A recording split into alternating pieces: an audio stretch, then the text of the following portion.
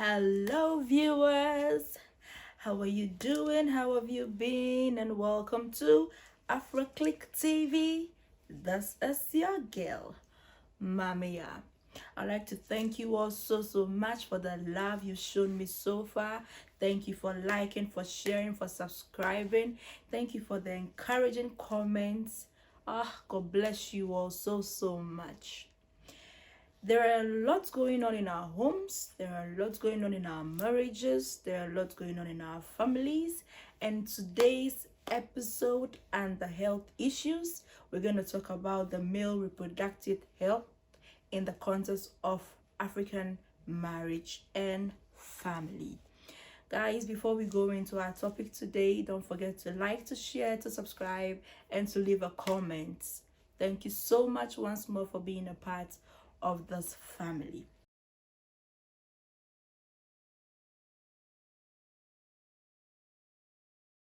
All over the world, even more so in African culture, men assume the prominent roles in marriage and family. The culture of marriage is almost universal between a man and a woman, and in some cases, a man and more than one woman. As such, procreation is an important and expected part of any marriage. It goes beyond the procreation to the number and the sex of children. Producing twins is also preferable in some instances. The cultural makeup of a typical African marriage and family puts all this burden mainly on the woman, as if she is the only one to determine whether there is a baby or not, the number of babies, and their sex. Some women go into marriages with timeline as early as 6 months to show working. If there is no baby bumps within that period, people begin to talk. This murmuring grows louder with time and every month that passes without a baby. Today, we are going to discuss the important role men play in all the above situation. There are men who genuinely love their wives but succumb to growing pressure from families and friends. In today's episode, we hope to explain the science underlying procreation, the sex of offspring, and twinning. We will also share an advice or two to help men support their wives in this challenging period. What is procreation? Procreation is a process of offspring production in humans, usually begins with a sexual intercourse between a man and a woman.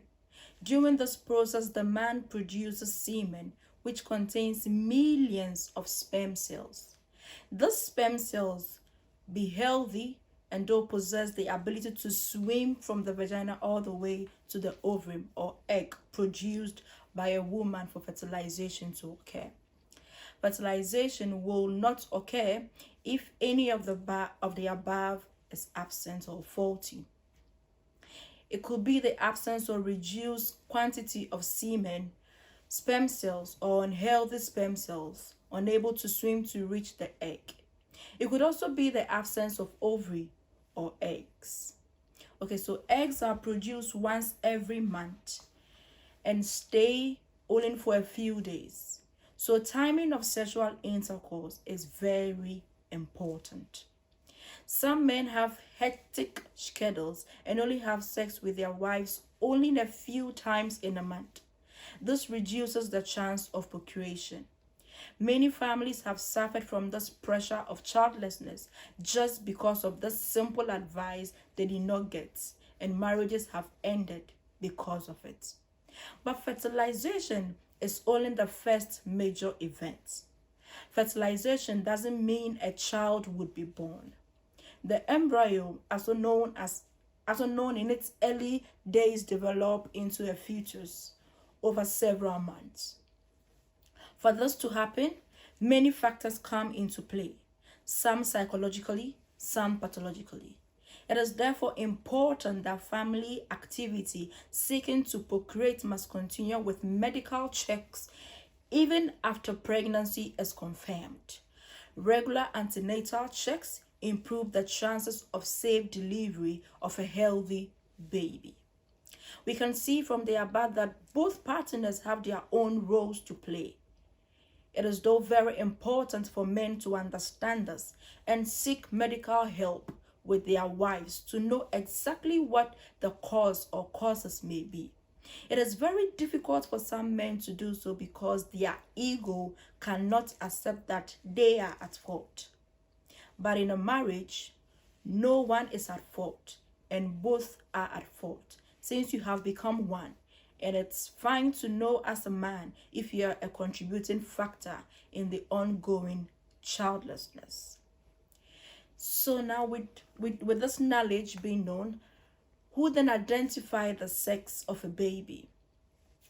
Many are times in our African movies, in our Nigerian movies, or Ghanaian movies, we tend to see our mother-in-laws on the neck of their wives asking for a male child or a female child. We tend to see husbands accusing their wives of not being able to give them a male or a female child. Some people complain that they have only female child, they need a male child. To the extent that even the woman herself begins to question herself as to why she's not able to give either a male or a female child. So we are going to learn who determines the sex of a baby in marriage. So just picture an angry man talking down on his wife and blaming her for not giving birth, or for giving birth to only girls, or in some cases only boys. Is all too common in an African marriage. We've seen it repeatedly to the point where people point hands at their woman like, oh, as for this woman, she only has child in her womb or male child in her womb. She has a lot of female child in her womb. It is in their family. They have found it's like it's common. We hear this so commonly in our homes, in our families. But the sex of a baby, unlike procreation, whether both the man or the woman play a role, is solely dependent on the man. So the sex of a baby, being it a boy or a girl, solely depends on the man. Now let's look at the science of this. Okay, the sex of someone is determined by the sex of chromosomes. Most people have 23 pair of chromosomes, with each pair coming from both parents. We get 23 single chromosomes from the daddy and 23 chromosomes from the mom. The first 22 pairs of the 23 is the same in both boys and girls. The only differ from the 23rd pair, which where there is a boy, we determine whether there will be a boy, is the XY chromosome. Okay, where the boy have XY chromosome and the girl has XX chromosome.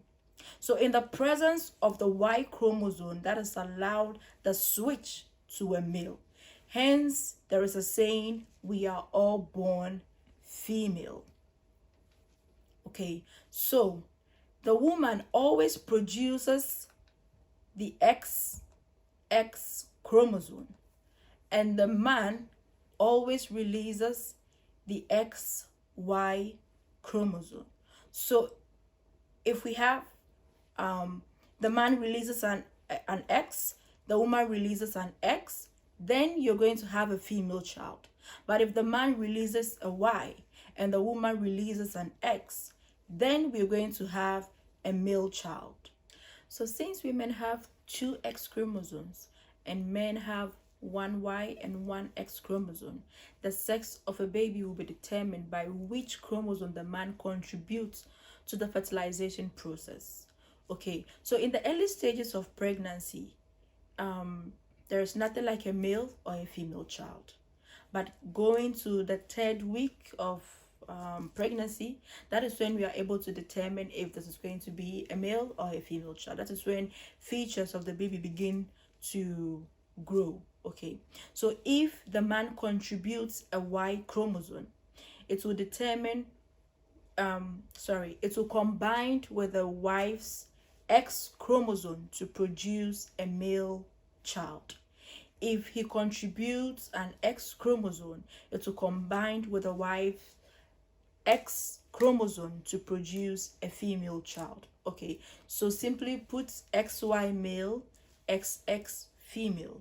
Okay, women have XX no matter what, XX, and men have XY. So anytime there's going to be a fertilization process, it's constant that a woman is going to release an X chromosome. But the sex of the baby is determined on which chromosome the man releases, either X or Y. So the science is clear on which of the parent determine the sex of a baby. So husbands and family should understand that the wife has no control over the sex of a baby, and hence shouldn't solely be blaming her for giving birth to only female or only male babies, or saying that she has only boys or girls in her womb. Okay, now we understand how the sex of a baby comes about, or who determines the sex of a baby. Let's talk about twinning, giving birth to twins. Believe it or not, but giving birth to twins as a wife comes with some privileges in some African homes. Okay, I know some tribes in Africa even do some rituals for the babies if they are twins. Okay, as a symbol of blessing, a form of blessing to the family. Yeah, it is seen as a form of blessing, and whilst that cannot be overly criticized, it is the treatment of other women who do not have twins that causes some concern. Okay, so the concept of twinning happens by chance, just like the sex of a baby. Only that in the case, it is not determined by the man or the woman. So in the case of who determine the babies, we know that it is all based on the type of chromosome the man releases. But when it comes to carrying twins or giving birth to twins, both the man or the woman has no control over it. Okay. There are two main broad categorization of twins. We have the identical and the fraternal twins. The identical twins are almost always the same sex, and it happens as a result of a fertilized egg dividing into two forms or two or more embryos. Okay, this is purely down to the chance that neither the man nor the woman plays an active role in it. So in rare cases, some women produce more than one egg at a time. And when those multiple eggs get fertilized by different sperm cells, they result in fraternal twins. Here too, neither the man nor the woman plays an active role. It is down to a chance. So maybe that's why it is celebrated as a blessing in some homes. But a woman who doesn't birth twins commits no crime either. Understanding this issue and the science behind them and educating more African homes will contribute to a happy marriage and homes for children to grow up in. It helps build a support system for wives and protect them from abusive husbands and families. So I like to plead with husbands. I like to plead with mother-in-laws, father-in-laws, sister-in-laws. I like to plead with family members to stop putting pressure on their wives or women, all in the name of giving birth to only female child or girl child or only boys. Okay, babies are blessings from God. It doesn't matter if it's a boy or a girl. They are still blessings from God. Now we know that the woman has no control, okay, in determining the sex of a baby, being it a boy or a girl. Nyanum na adofo, masrahum. Mabenyine diba mabesiano, ana na besiano dibaba. Se benyino, mabesiano babenyina, ana na besiano bowu. Se benyine mabesiano, babesia, another omaneyer babesia, ano ana besiano bowu. Neyer enyi control bia na lonto man kade mbawo ba ana mbawo benyin ma onye finikunu hon anot baba. I'm trying to speak Gan says noni oke han yo noni ebakuse eka ba habo ke ohan le biyo eba habo biyo Can Ohalebino, a boy, he'll give you a boy. Don't laugh at my gun, I'm trying, please. So with all this being said, I hope you learned something. Because I did. Please, let's help our wives. Let's try and build a happier home. Okay, doesn't matter whether it's a girl or a boy, let's still build a happy home. Thank you so much. God bless you all. Thank you once more for being a part of this family. Don't forget to like, to share, to subscribe, and to leave a comment in the comment section. Thank you so much. Till I come your way again, have a blessed day, have a blessed week, have a blessed month. God bless you all. Bye-bye.